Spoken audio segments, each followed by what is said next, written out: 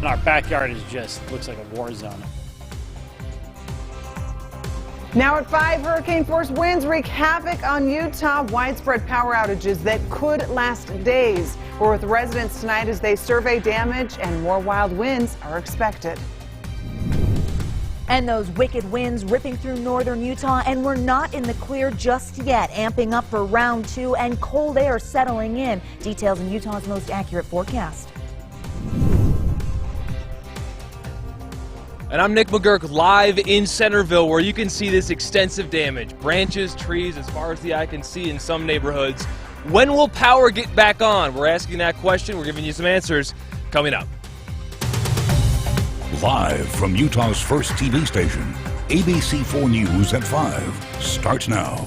And good evening, I'm Emily Flores. And I'm Glenn Mills. Thanks so much for joining us. We do get right to the story of the day. Uprooted trees, thousands without power, and damage across the Wasatch Front from winds exceeding 85 miles per hour. We have team coverage tonight as this situation is not over.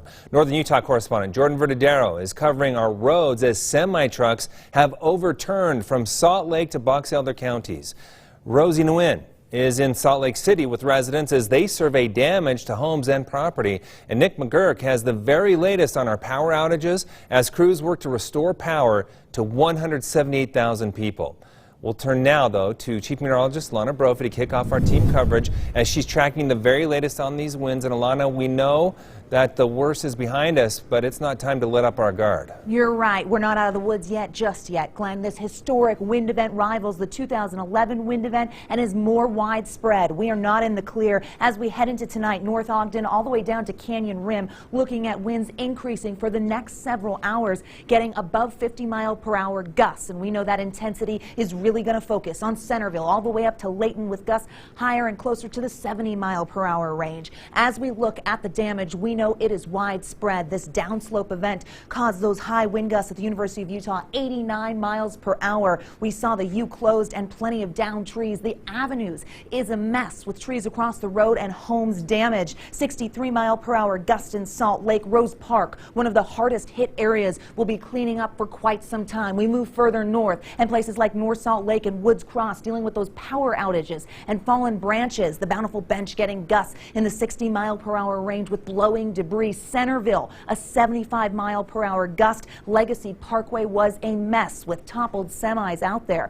Farmington was the highest wind gust of the day, 99 miles per hour clocked in Farmington. This is at Park Lane and Highway 89. Plenty of property damages throughout Farmington as well as Legacy Parkway messes still being cleaned up. As we move further north into Fruit Heights, Kaysville, Layton Hill Air Force Base and the area surrounding the base dealing with a decent amount of damage, 84-mile-per-hour gust in that area, and Ogden dealing with it as well. We see those uprooted trees, plenty of power outages. This wind very destructive and not finished. We've extended that high wind warning until 9 a.m. tomorrow morning for Salt Lake and Tooele counties as well as northern Utah. We also see it over in the Uinta Basin. As we head into tonight, on top of the wind, we've got very cold air in place. Those temperatures will be dropping. Freeze warnings set up for different portions of the state. I've got the timeline on the highest gusts ahead of us coming up in my full forecast and just how cold those temperatures will get in just a few minutes. Glenn, Emily, back to you. All right, wild weather. Thank you, Alana. Now back to those 178,000 people without power. They could go without that for up to 3 days. Here's a look at the widespread outages happening right now. Nick McGurk continues our team coverage tonight from Davis County, where crews are working to get that power restored. Nick. Well, Glenn, it's been a constant. The roar of chainsaws in this Centerville neighborhood. Take a look at this yard. You can see the tree all the way on top of that home. Extensive damage, certainly, in this Centerville neighborhood. I spoke to one neighbor who told me she has trees in her yard. She was just told by Rocky Mountain Power that power could be restored by this evening, but of course we know it could be well into tomorrow, talking to Rocky Mountain Power. But look at the wind. Look at the trees all the way through that fence, that uprooted tree that fell all the way into that home. It was a terrifying evening and certainly a windy afternoon today. Rocky Mountain Power says they're all hands on deck right now. They've got a call center, they said, like you would not believe. They have all their crews on the front lines. This is an all hands on deck effort. We saw in one spot a power pole was down. In talking to residents here, they say Everyone is coming together as a community to try and make this a better community, even though earlier in the day they were warning, city officials were, about flying debris that you shouldn't get out. We're going to go down this road in just a bit. A neighbor's telling us there's more extensive damage there, but listen to what one neighbor had to say about trying to help out as he was chainsawing and cleaning up trees. Lots of chaos going on, but then again you see everybody helping out, makes you feel good. So I'm hardly helping out at all, but tons of people help me out a lot more than I'm helping. So it's been really good. It's been rough, but we're used to that in 2020, so no problem there. So we're just walking around the corner here. A neighbor told us, hey, come check this out. Look at this uprooted tree. I mean, it is just absolutely wild to think the kind of winds that would have caused that. We're told by Rocky Mountain Power they might not be able to get to some of these areas because they're too dangerous right now. They're also warning folks that power outages could be perpetually happening if this wind continues to pick up. But sure is eerie how calm it is back here now. Just a couple hours ago even, the wind was whipping debris onto our vehicles, into yards. Certainly a state of emergency, no surprise here, as declared by the mayor earlier this afternoon. We're live in Centerville. I'm Nick McGurk, ABC4 News. Boy, such powerful images there. Thank you, Nick. At a press conference today addressing damage and power loss, Salt Lake County Mayor Jenny Wilson says warming centers will be available for those in need tonight. Two in the Salt Lake City area, the Northwest Recreation Center, and the Emerson Ward LDS Church in Mill Creek. The Mill Creek Community Center is now being prepped, and an LDS Stake Center in West Valley City will also be available. Well, the Sugar House neighborhood took a major hit this morning as well. Massive trees there uprooted by some 60 to 70 mile-per-hour winds. The fallen trees blocking off entire streets. Cleanup crews saying that it's impossible to keep up with all of the damage. With the worst of the wind over, neighbors have been leaving their homes to check on each other and offer a helping hand. The Capitol Hill area was not spared from these hurricane-force wind gusts. The strong winds toppled 8 historic cherry trees on the Capitol grounds, snapping dozens of trees in half. We spoke to neighbors about what it was like waking up to all this devastation. A little crazy. It's kind of scary. It's nuts. We had a tree back here that almost fell in my daughter's room. Luckily, she wasn't home right now. A lot of devastation. Trees all over, trailers, everything, motorhomes, everything on Legacy Parkway is bad. Right here, the trees are in the Capitol are just blown over. We are told power remains out for the Capitol Hill area tonight. Well, ABC4's Rosie Nguyen joins us live from downtown Salt Lake City, continuing our team coverage after patrolling the damage all morning and afternoon there. So, Rosie, what have you seen out there? Emily, we talked to residents who said they did their very best to prepare for this windstorm, but there are just some things you can't control. Take, for example, we've seen fallen trees, some uprooted from the ground like the one that I'm standing on right now. We've seen cars that were smashed after being parked underneath trees that fell over from the winds, as well as debris that was picked up by the wind, flew and then hit property down the street. We also saw blocks of businesses that suffered from power outages and had to close down for the day. We talked to a neighbor who lives in downtown Salt Lake City. He says he's been sounding the alarm about dead trees impacted by bark beetles on his street for years. He believes that's why multiple trees blew over during this morning's windstorm. He says he worries that if the city doesn't do anything about these trees soon, someone might get hurt. Well, I knew it was going to happen. I've been warning them for 5 years, and I'm lucky that somebody didn't get killed, you know, because you get a lot of Odyssey houses down the street, and they're by here 4 or 5 times a day. A lot of homeless people around here. They camp out. They camp out on this lawn. Just a reminder that several cities such as Centerville and Salt Lake City declared a state of emergency. And with the strong winds expected throughout the night, city officials advise that if residents can, please stay inside to avoid any further injuries. Reporting live in downtown Salt Lake City, Rosie Nguyen, ABC4 News. Rosie, thank you. Following all the damage and destruction, a local timber construction company is offering its resources to help clean up any fallen trees. ABC4's Haley Hendricks reports. Sawing down fallen trees and loading them onto trailers, crews with Burbage Bros Construction are offering help to those whose homes were impacted by the windstorm. As the timber crew got ready, owner Anton Burbage posted on Facebook, offering free help to those in need. Within a short time, he says they'd received hundreds of messages. We've had quite a few calls and 500 texts, and so many people reached out, which is awesome. And we're trying to get to as many as we can to help them with tree removal. Well, there's going to be a lot of people that have trees on their houses, trees on their power lines today. We have the equipment. Let's go around and try and at least clear up the bad stuff. And so, working all day to remove tree debris from people's homes, the crew tells ABC4 News they're grateful their work schedule allowed them to help. good to go out and do something nice for the people. Everyone's been super appreciative. People come out and say thank you.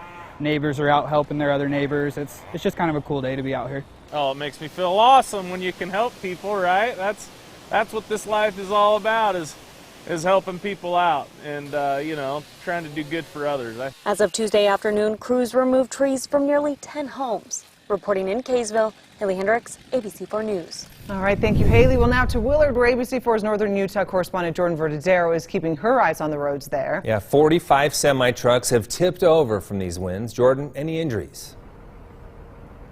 Emily, Glenn, we know 4 of those semi-truck drivers are in the hospital with minor injuries today after a series of rollover accidents. But I'm going to step out of the way here. If you didn't get a chance to see the pictures on our website or see these rolled over trucks in person, this has been an all-day event. Tow trucks trying to flip these semis back up.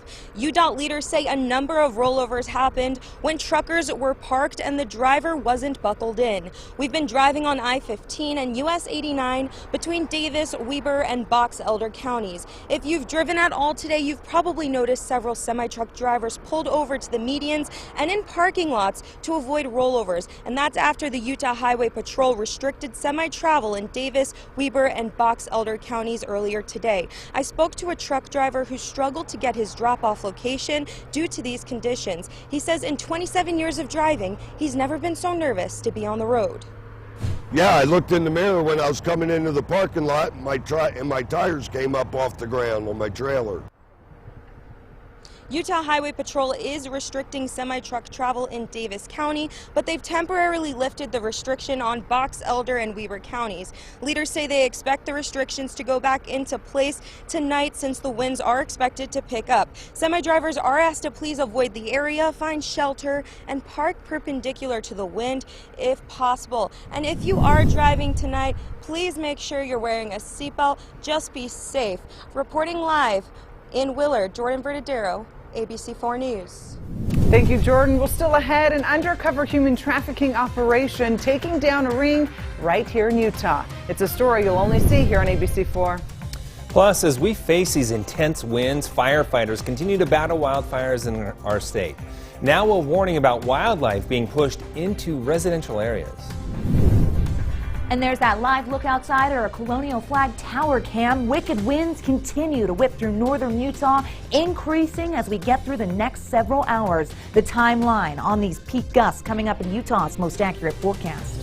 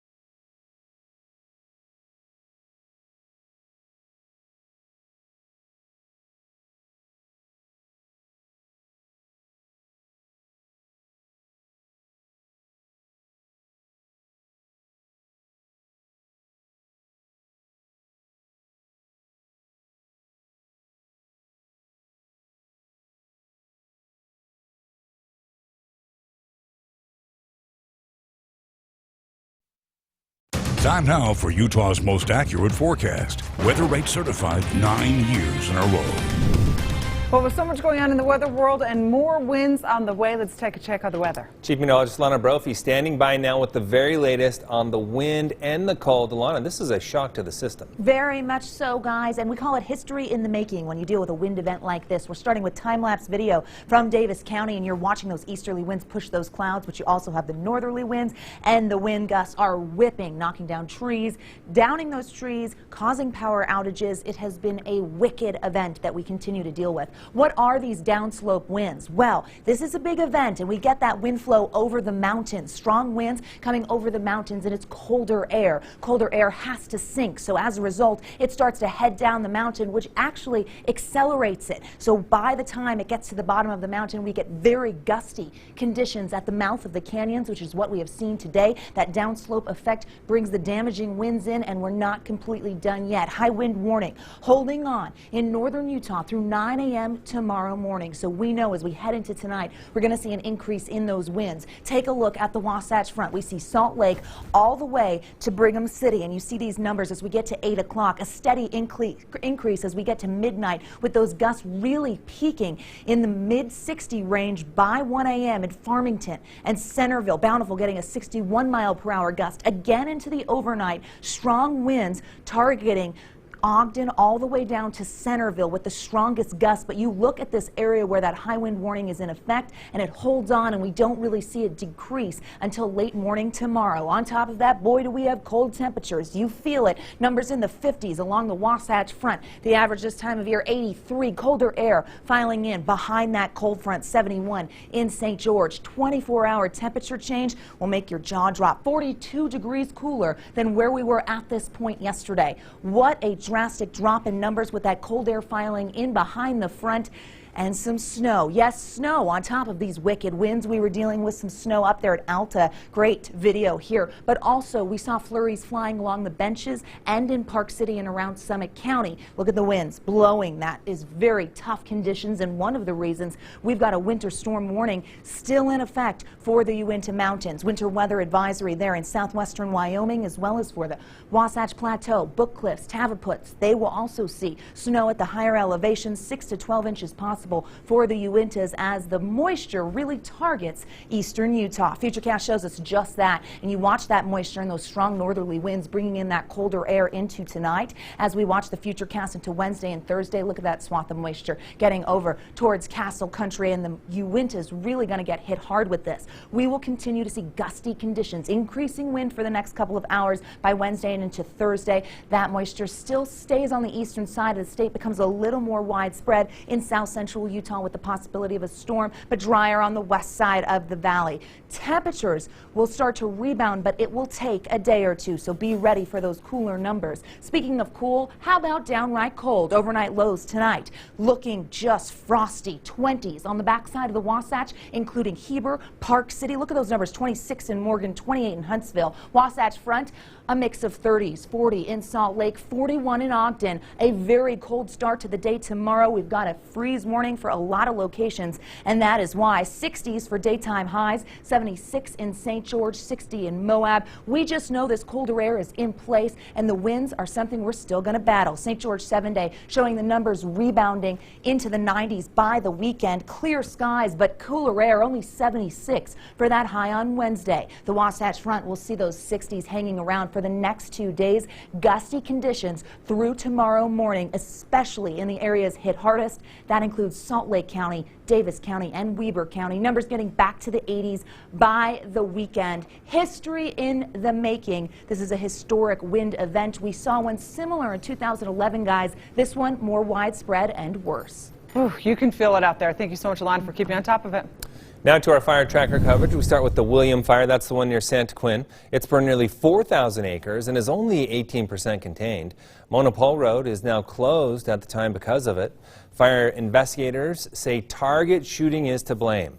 Officials are also reminding people, as they do often, not to fly drones in the impacted area. And a warning tonight now from officials fighting the Hollow Fire. That's in Mapleton. They say with a fire like this, Predatory wildlife will be on the run and may come through residential areas. We're talking bears and cougars, and they may put pets and livestock at risk, so make sure to be aware with your outdoor pets. Officials in South Weber are looking for the owner of 2 dogs found by firefighters. So take a look at the pictures here. If these 2 are yours or you know who they belong to, they are currently at the South Weber Maverick. Now to an exclusive story this evening, shining a light on a very important topic, human trafficking. It's a $150 billion global business, and this illegal operation is booming right here in our state. ABC4's Brittany Johnson went for an exclusive ride-along with law enforcement as they took down a trafficking ring. She's live here in studio with the preview, Brittany. That's right, Emily. Salt Lake City is a marketplace for human trafficking. People here in Utah, mostly young women and girls, are being forced into the dark underworld of the illegal sex trade. In a sting operation which took place before the COVID-19 pandemic, ABC4 News received this exclusive access to the modern-day slavery taking place throughout Utah. In a human trafficking operation with the Attorney General's office, we watched as the Secure Strike Force team served a search warrant at this motel. It's where they arrested multiple suspects and charged them with human trafficking and referred victims to services. Agents, you can see here, ripping apart rooms used by the alleged perpetrators and victims. The officers found drugs, drug paraphernalia, and weapons inside the motel. It's happening every day all throughout the state. We have a task force, a strike force that's their main focus 24/7, 365 days a year. Coming up tonight at 10, we're shining a light on human trafficking. We'll tell you who the perpetrators are, the victims they target, and how prevalent the problem is here in our state. Emily, back to you. All right, Brittany, we look forward to the report. Well, tonight at 10 also, whether it's supervising inmates or building a piece of furniture, a Davis County Sheriff's deputy has the tools and the skills to get the job done. Deputy Lynn Workman is an Air Force veteran and a 16-year veteran corrections officer at the Davis County Jail who maintains a good rapport with the inmates he oversees. And when he's not at work, he can usually be found in his backyard workshop where he makes things like tables, shelves, and even frames. He told ABC4 News that it's his escape from jail, which can be a stressful and even violent workplace. Most of the fights or things like that we have within the jail are among themselves. You're aware there's a lot of gang issues, so that creates a lot of problems. Well, tonight, Deputy Workman talks more about the inmates he supervises and shows us the favorite piece of furniture he ever crafted when we go behind the badge on ABC4 News at 10 o'clock. We'll be right back.